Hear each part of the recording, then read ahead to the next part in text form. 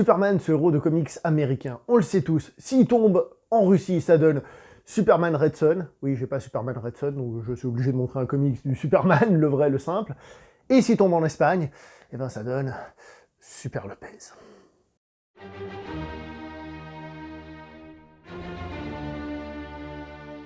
Bonjour à vous les cinéphiles et bienvenue pour cette nouvelle critique, ce qu'on doit l'appeler post-projection poussiéreuse, je sais pas trop, parce que ça dépend si le film est sorti entre le moment où je tourne cette vidéo et le moment où je la diffuse.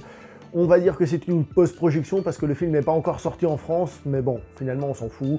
Là n'est pas la question, puisqu'aujourd'hui on va parler du film espagnol Super Lopez, réalisé par monsieur Javier Ruiz Caldera, avec dans les rôles principaux Dani Rovira, Alexandra Jiménez, Julián Lopez, qui n'a pas le rôle principal malgré le nom, et Mirabel Verdú. Alors rares sont les fois où je fais ça, mais dans cette vidéo je vous demande de bien rester jusqu'à la fin, parce qu'en fait le vrai sens et le vrai but de cette vidéo va être révélé en fin de vidéo. Voilà, tout simplement. Donc restez bien jusqu'à la fin. Parce que le film en lui-même, faut dire les choses comme elles sont, il est pas terrible. 5 sur 10, voilà, c'est mauvais, c'est pas génial, c'est pas bon, c'est bof, c'est tout ce que vous voulez de pas extraordinairement génial.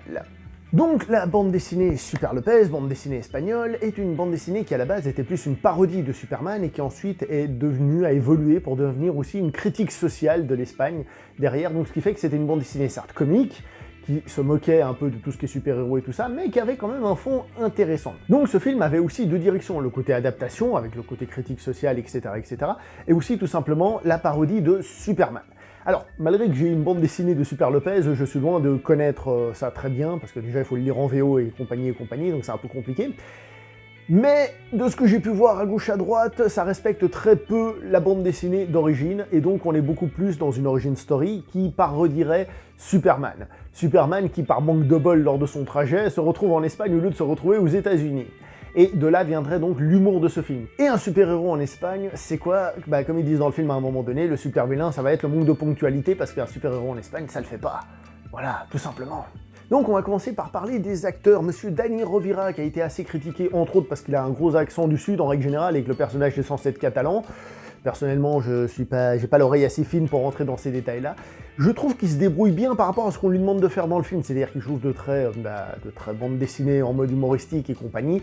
Il se débrouille plutôt bien, bon, après, c'est pas une interprétation de folie, évidemment.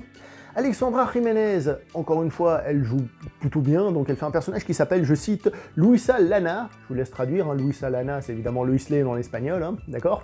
Enfin, une traduction un peu bizarre.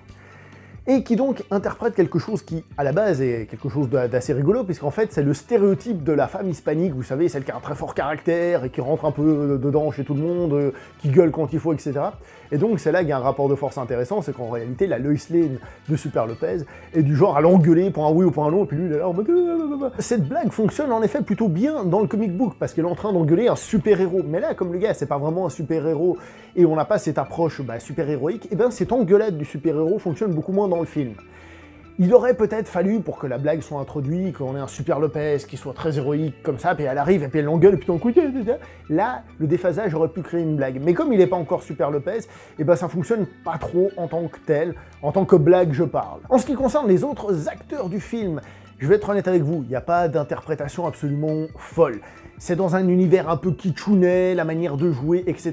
C'est ce qu'on leur demande, donc je pense pas qu'ils fassent un mauvais boulot, hein. On fait ce qu'on leur a demandé. Mais est-ce que ce qu'on leur a demandé est quelque chose de spécialement intéressant? Non, on va dire les choses simplement. Non, c'est pas mauvais, parce que voilà, mais non, c'est pas dans ce film duquel on va se rappeler des personnages, ni des acteurs, ni de quoi que ce soit. Au niveau de la réalisation, de l'utilisation de la caméra et tout ça, bon, c'est correctement bien fait, il n'y a rien à dire de bien ni de mal en spécial, bon, ça se laisse regarder pour un petit film. Là où on pouvait avoir un peu plus peur, c'est au niveau de la production design, parce que forcément, c'est un petit film espagnol, et c'est quand même un truc avec un héros qui vole ou des trucs comme ça.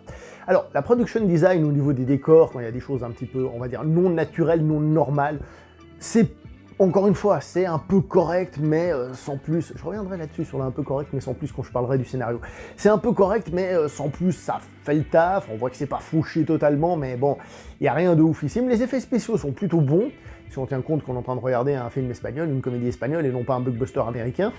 J'ai vu le film sur un écran de taille standard, donc évidemment, ça m'a un peu moins agressé l'œil que si je l'avais sans doute vu au cinéma. Il n'y a pas tout qui est réussi, mais pour ce genre de production, je trouve que c'est plutôt correcte, disons les choses comme elles sont. Quand le film essaye de devenir un film d'action, surtout à la fin, eh ben ça manque d'énergie, ça manque de force, ça manque de beaucoup de choses. Alors certes, il y a toujours un petit côté parodique, mais quand même, il faudrait faire monter un petit peu les pulsations, et ça, le film n'y arrive pas.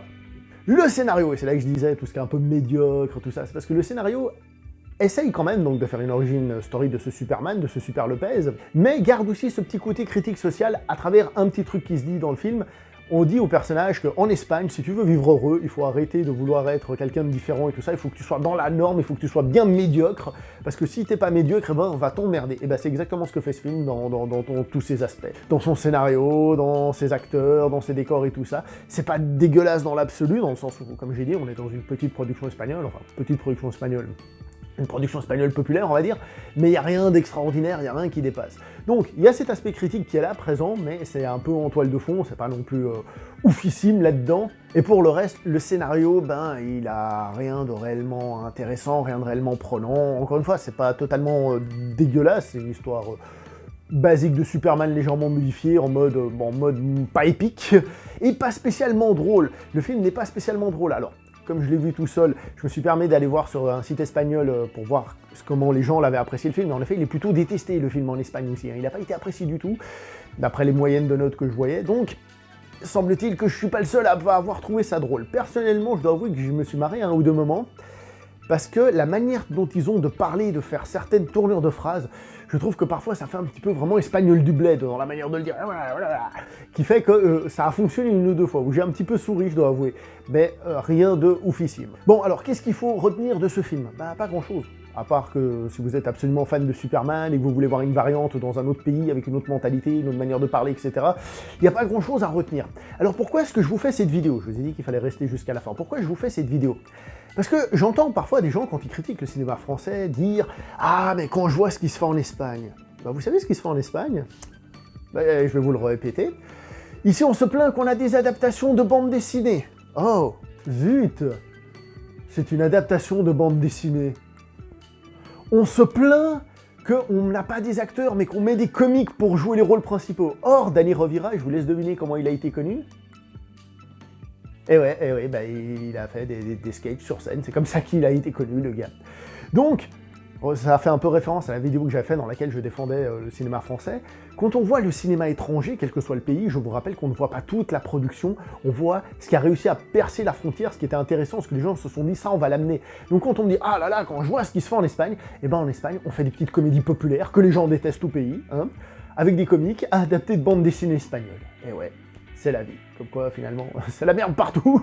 Donc, quand je vous dis qu'en Espagne, on fait beaucoup de comédies populaires et qui sont détestées, ce film en est la preuve. Le film en lui-même, hélas, comme vous pouvez l'imaginer, il n'y a pas grand-chose à en tirer, à moins que ce soit une critique sociale planquée, en fait, de dire, tiens, on fait des films adaptés de bandes dessinées, mauvais, etc. Possible. Bon, bah, je vais m'arrêter là. Je sais que la vidéo en tant que telle n'a pas un énorme intérêt. Je vous parle d'un film, mais surtout d'un sujet derrière. Likez quand même, partagez... peut-être. Et on se voit prochainement pour une prochaine vidéo. Ciao tout le monde, portez-vous bien.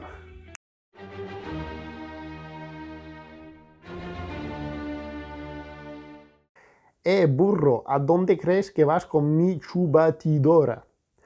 Perdona, la confundí con mi fusil de rayos. C'est des jeux de mots. C'est vachement drôle. À part ça, la bande dessinée est sympa, hein.